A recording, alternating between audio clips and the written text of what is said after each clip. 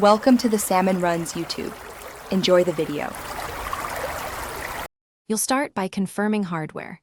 Check for an RJ45 port or have a USB to Ethernet adapter ready. Once done, inspect the cable and connectors for damage and choose Cat5e or Cat6 for reliable speeds.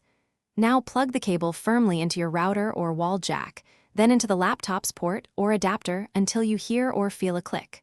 While connected, consider disabling Wi-Fi to force the laptop to use the wired interface for a cleaner setup and predictable. Once the physical link is active, open your operating system's network settings and select the wired or adapter interface.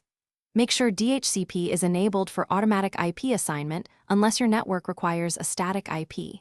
If so, enter IP address, subnet mask, gateway, and DNS exactly. Next, verify link speed and duplex in the adapter details. Mismatches can cause slow throughput. Finally, make sure the adapter drivers are current. Updating drivers resolves many connectivity and performance issues. You'll finish by confirming the connection.